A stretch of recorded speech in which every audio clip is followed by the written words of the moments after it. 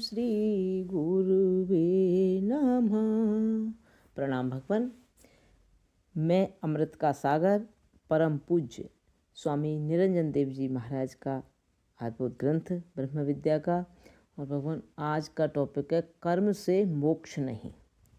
मुक्ति की प्राप्ति कर्म अथवा उपासना द्वारा नहीं, वह तो केवल आत्मज्ञान द्वारा ही संभव होती है। ज्ञानादेव तु कैवल्यम ऋते ज्ञानात् न मुक्ति। आत्मज्ञान को छोड़ अन्य साधन से मुक्ति नहीं है। ज्ञानान मुक्तिर न च अन्यथा नान्यः पंथा विमुच्यते। भगवान शंकराचार्य विवेक चूड़ामणि में लिखते हैं, न योगेन न सांख्येन कर्मणो नो न विद्यया ब्रह्मात्म एकत्व बोधेन मोक्ष सिद्ध्यति नान्यथा। अर्थात दुखों की आत्यंतिक निवृत्ति तथा परमानंद की प्राप्ति रूप मोक्ष न अष्टांग योग से, न भेद भक्ति से, न कर्मों के द्वारा हो सकता है। वह तो केवल ब्रह्म तथा आत्मा के एकत्व निश्चय अर्थात सोहम भावना द्वारा किसी सद्गुरु कृपा से ही हो सकता है। आगे भी लिखते हैं, वदन्तु शास्त्राण यजन्तु देवान कुर्वन्तु कर्माण यजन्तु देवता आत्मैक्य बोधेन बिना विमुक्त न सिद्ध्यति ब्रह्म सतांतरे अपि। अर्थात भले कोई शास्त्रों की व्याख्या करे, देवताओं का यजन करे, नाना शुभ कर्म करे अथवा देवताओं को भजे, तथापि जब तक ब्रह्म आत्मा की एकता का बोध नहीं होता तब तक 100 ब्रह्माओं के बीत जाने पर भी मुक्ति अन्य किसी प्रकार नहीं हो सकती है। चित्तस्य शुद्धये कर्म न तु वस्तुपलब्धये वस्तु सिद्धिर्विचारेण न किंचित कर्म कोटिभी। विवेक चूड़ामणि। अर्थात कर्म साधन मात्र चित्त शुद्धि के लिए ही है, किंतु आत्मोपलब्धि के लिए कर्म उपयोगी नहीं है। आत्म सिद्धि तो आत्म ब्रह्म एकत्व विचार से होती है। आत्म सिद्धि तो आत्म ब्रह्म एकत्व विचार से होती है। अन्य करोड़ों कर्मों आत्म साक्षात्कार नहीं होता तो वह केवल मोक्षार्थी हेतु श्रम मात्र ही होगा। मुंडकोपनिषद कहता है, परीक्ष्य लोकान कर्मचितान ब्राह्मणो निर्वेदमायात न अस्ति अकृतः कृतेन तद विज्ञानार्थ सह गुरु मेवाभिगच्छते सामत्यपाणि श्रोत्रियम ब्रह्मनिष्ठम। मुंडकोपनिषद का 1/2/12। अपना कल्याण चाहने वाले को कर्मों द्वारा प्राप्त होने वाले स्वर्ग आदि लोक तथा भोग को विवेक द्वारा भली प्रकार जान लेना चाहिए। क्षीणे पुण्ये मर्त्यलोकम विसन्ति आ ब्रह्म भुवनान लोका पुनरावर्तिनो अर्जुन। पुण्य समाप्ति पर वहाँ से गिरा दिए जावेंगे, फिर वह स्वर्ग आदि लोक एवं वहाँ का सुख भी कैसा है। स्वर्गौ स्वल्प अंत दुखदायी, स्वर्गौ स्वल्प अंत दुखदायी, अल्पकालिक तथा अंत में दुख को देने वाला है। अस्तु ऐसे क्षण भंगुर नाशवान कर्म से प्राप्त समस्त लोक भोग आदि से मन को खाली कर परम वैराग्यवान हो किसी श्रोत्रिय ब्रह्मनिष्ठ सद्गुरु के निकट हाथ में समदा लेकर जाए, फिर उस नित्य मोक्ष की अनुभूति हेतु सद्गुरु को भली प्रकार दंडवत प्रणाम करे और निष्कपट सेवा द्वारा प्रसन्न करे। फिर जिज्ञासु भाव से निज कल्याणार्थ प्रार्थना करे। असतो मा सद्गमय तमसो मा ज्योतिर्गमय मृत्योर्मा अमृतं गमय। नित्यात्मा अनित्य कर्म साधनों द्वारा सर्वथा अप्राप्य है। कारण आत्मा में बंध सत्य रूप से होता तो फिर उसकी निवृत्ति रूप मोक्ष ज्ञान से नहीं अपितु कर्म अथवा उपासना से ही होता। परंतु आत्मा में बंध सत्य नहीं है।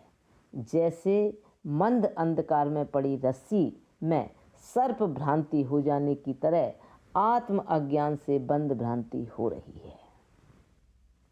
भ्रांति की निवृत्ति बिना अधिष्ठान ज्ञान के द्वारा किसी भी प्रकार के साधन से नहीं हो सकती।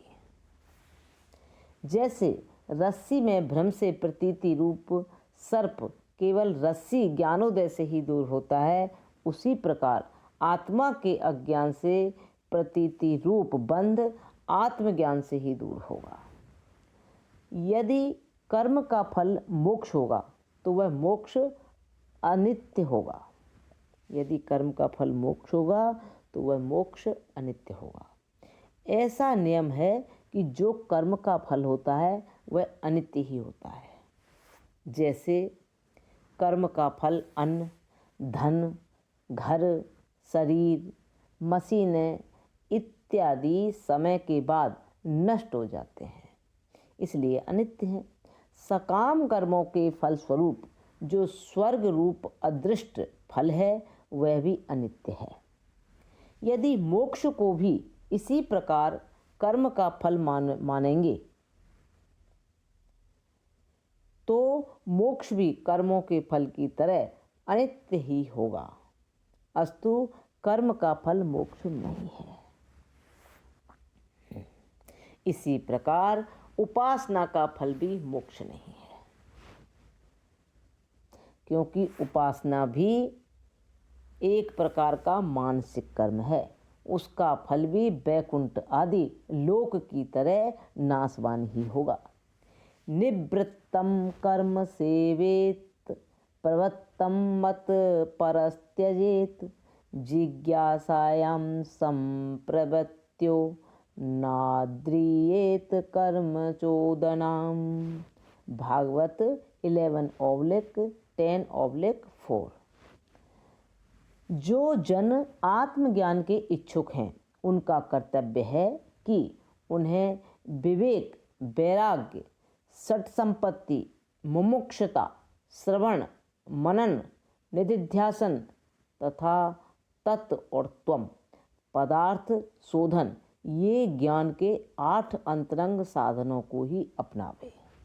जो जन आत्मज्ञान के इच्छुक हैं उनका कर्तव्य है कि उन्हें विवेक, वैराग्य, सठ संपत्ति, मुमुक्षुता, श्रवण, मनन, निधिध्यासन तथा तत्त्वम पदार्थ शोधन ये ज्ञान के 8 अंतरंग साधनों को ही अपनावे। मुमुक्षुता जागृत होने के बाद बहिरंग साधन, अग्निहोत्र, यज्ञ आदि कर्म एवं सगुणोपासना आदि स्थूल सूक्ष्म कर्म नहीं करना चाहिए। मुमुक्षुता जागृत होने के बाद बहिरंग साधन, अग्निहोत्र, यज्ञ आदि कर्म एवं सगुणोपासना आदि स्थूल सूक्ष्म कर्म नहीं करना चाहिए। मुमुक्षु हितार्थ इनका त्याग ही उचित है, क्योंकि इस प्रकार के कार्य भेद बुद्धि के कारण सदा जन्म मरण रूप संसार में ही जीवों को बांध कर रखते हैं। योगारूढ़स्य तस्यैव समकारणम उच्यते। समकारणम उच्यते। गीता 6/3।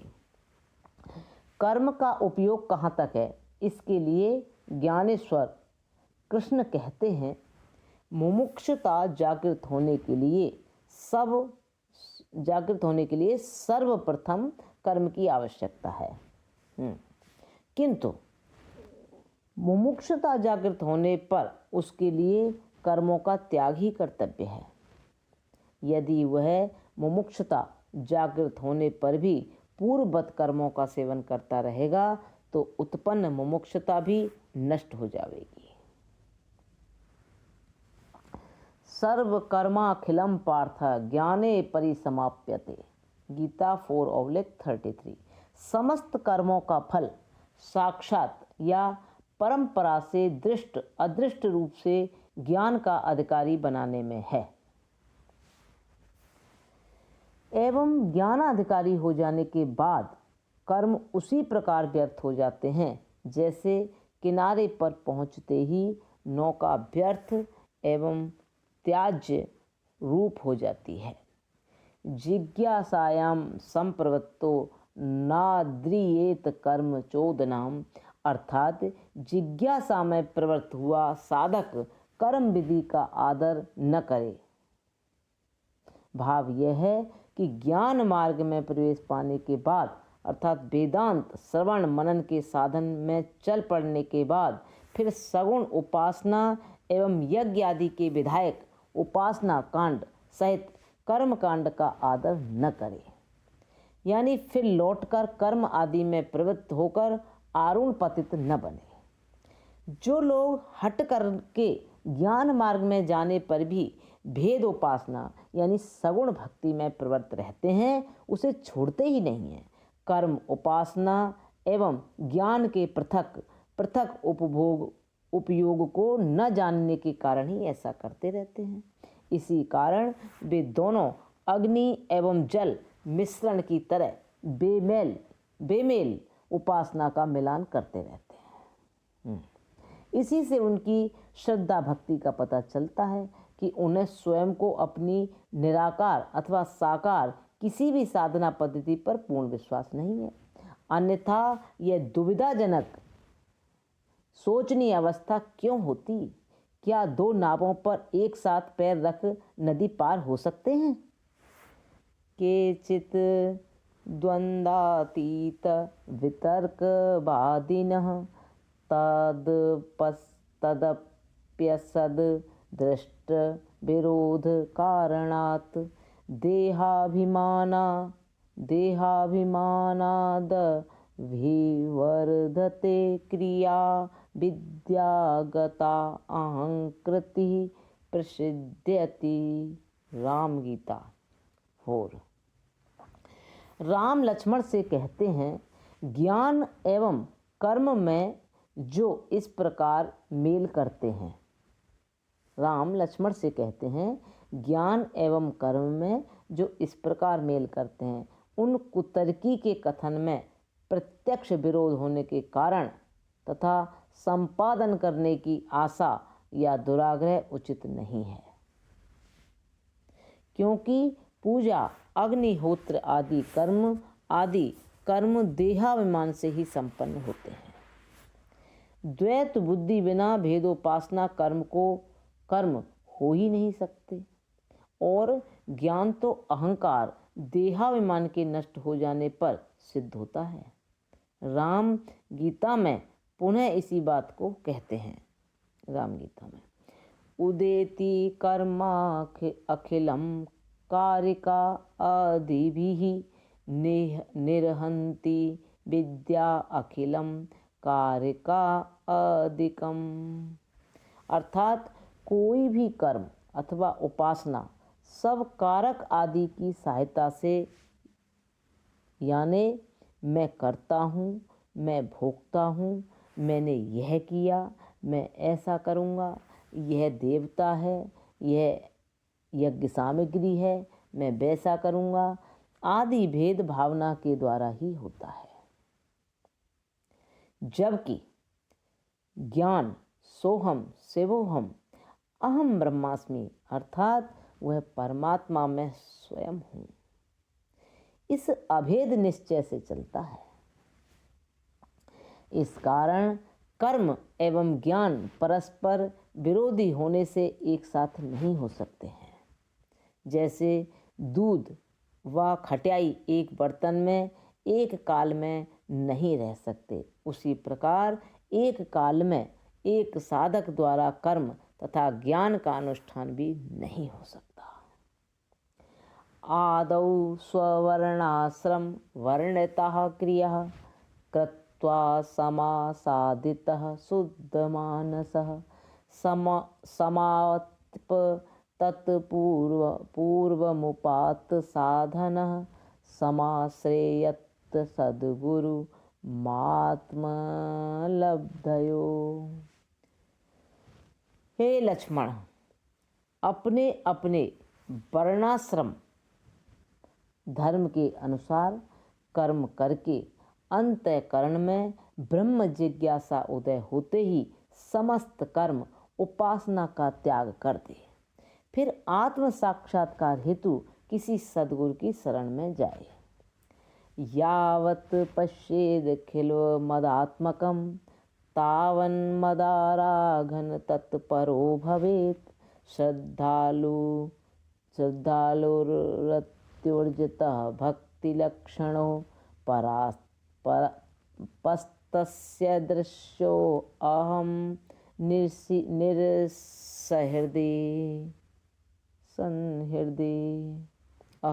निस्संहृदि। हे भाई लक्ष्मण, जब तक सारा प्रपंच तृण से लेकर ब्रह्मादिक पर्यंत अपना स्वरूप न दिखाई दे, तब तक किसी इष्ट की आराधना करे। सारे जीवन घंटी हिलाना, आरती उतारना, शंख बजाता न रहे। यदि किसी ने सगुण उपासना नहीं भी की है तो किसी सद्गुरु की शरण में चला जावे। वहाँ वेदांत श्रवण मनन निधिध्यासन होते रहने से जीव का मल विक्षेप आवरण दोष का नाश हो जाएगा। मैं आत्मा हूँ, इस प्रकार निश्चय होना ही जीवन की सार्थकता है। प्रणाम भगवान। अब यहाँ से आगे कर लेंगे नेक्स्ट। ओम शांति शांति शांति।